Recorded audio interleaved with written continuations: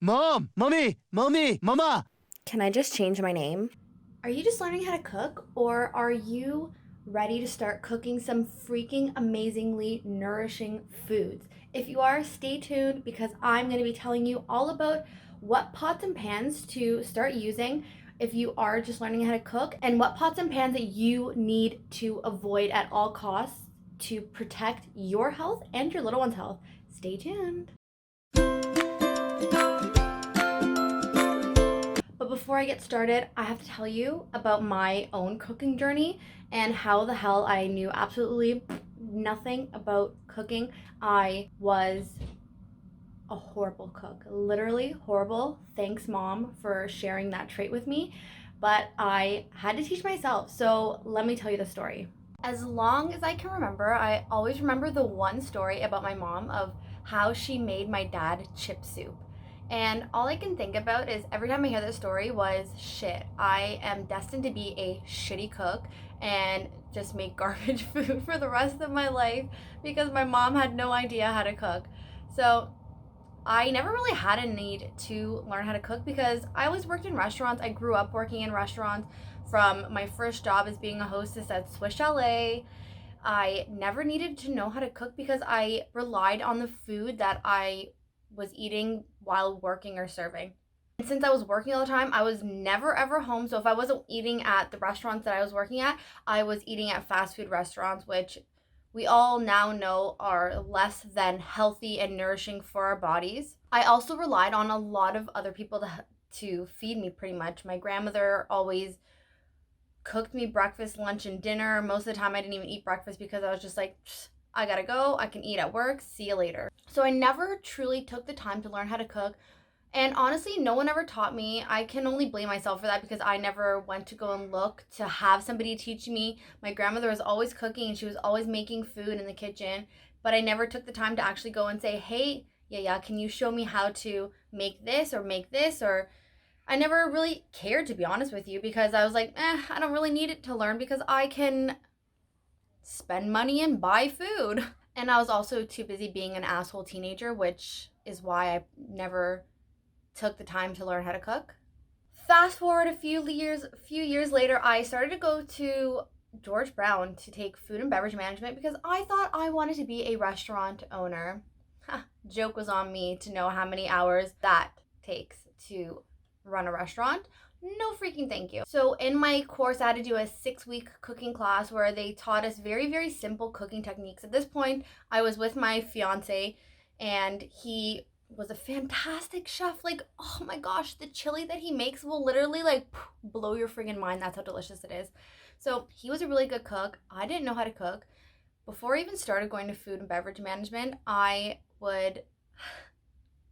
remember this one time where this woman that would come to the gym that I was working at, she would make the most delicious baked goods. And I remember going on a date with him and I took her brownies.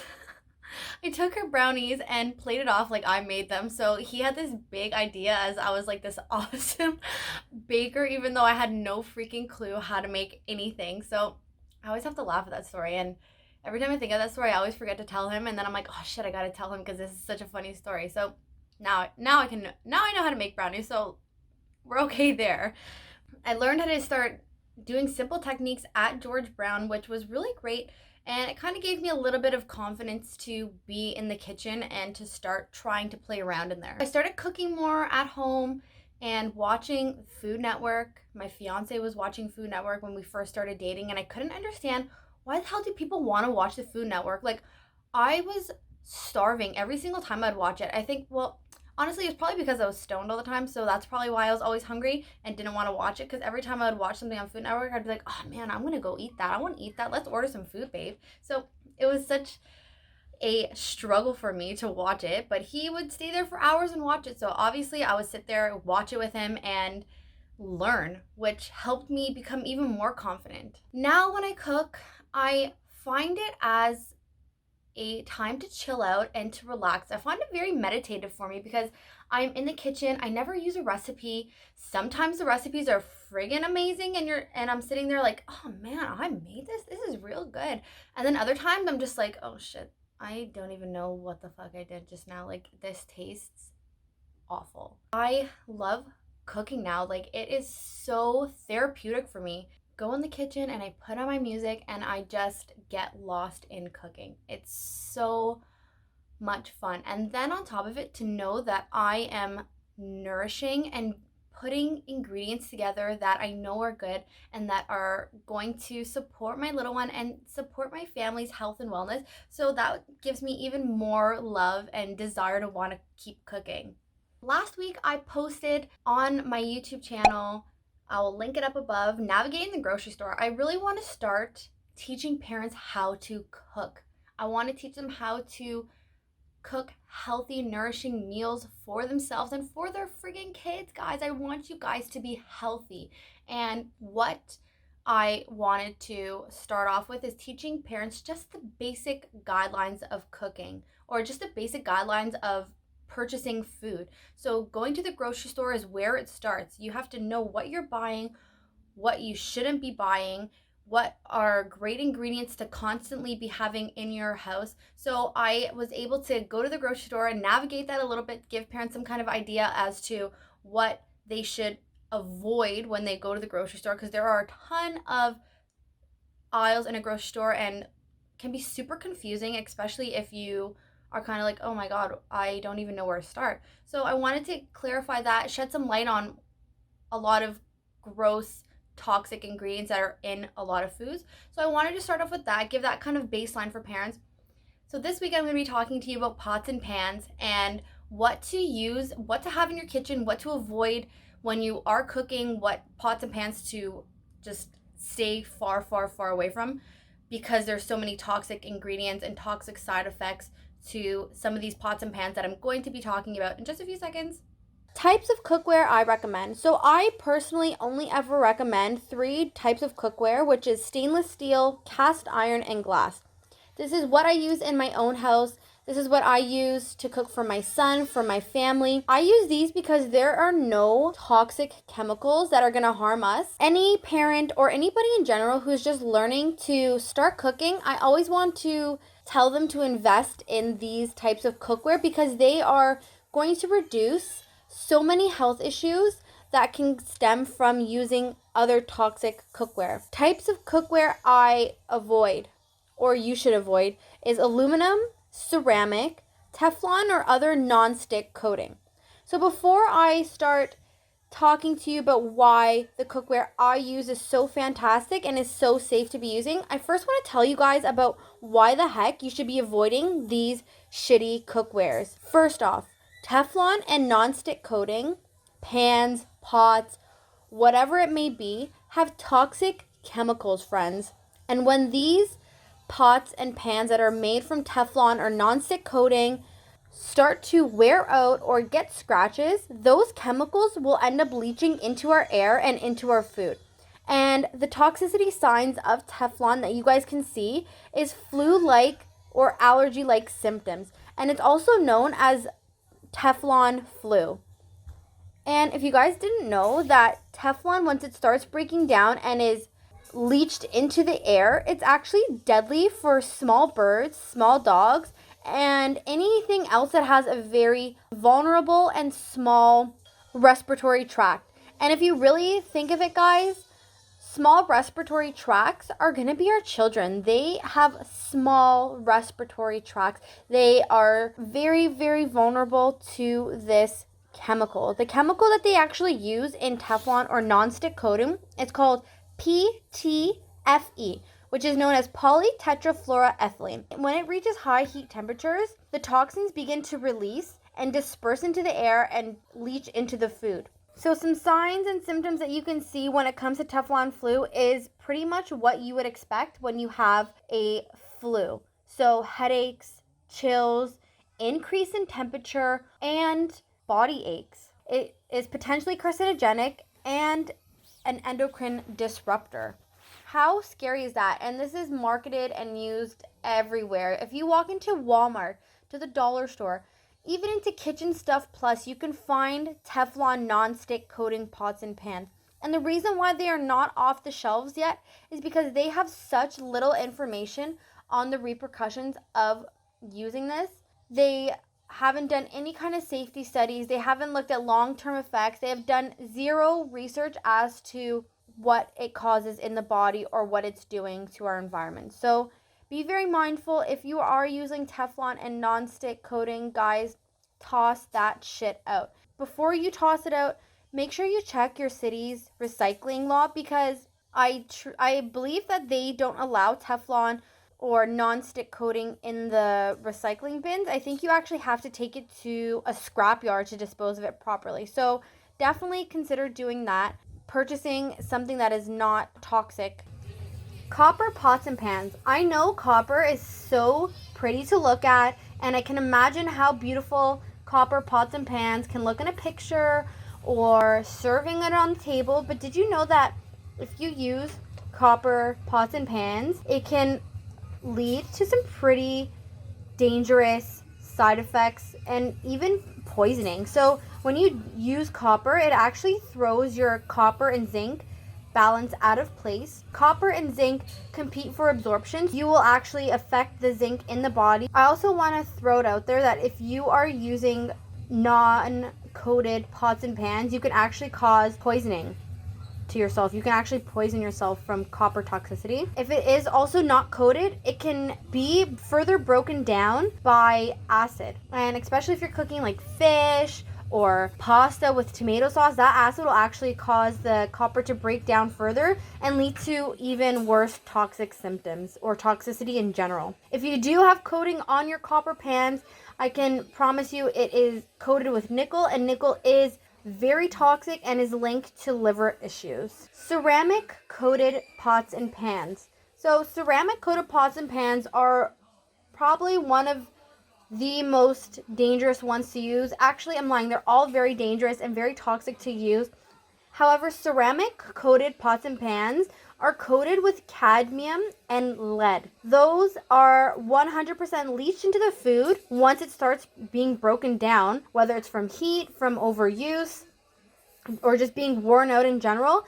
It actually starts leaching that that lead and cadmium in the food. So lead is linked to reproductive issues and eye and brain issues, which is pretty scary. So these two ingredients that are used for the coating of ceramic are neurotoxic as well too, so it will cross the blood-brain barrier and it will affect the brain. Aluminum is another very, very common cookware at pretty much most houses. It is used to bake with, put aluminum on the barbecue, like tin foil. Unfortunately, aluminum is neurotoxic, friends. Neurotoxic meaning it can cause toxicity and damage to the brain. If you guys think of it also, our children are way more susceptible and way more vulnerable than us, so they are more likely to see neurotoxicity symptoms before adults. Aluminum has the potential to cross the blood-brain barrier, which is that protective barrier that prevents any kind of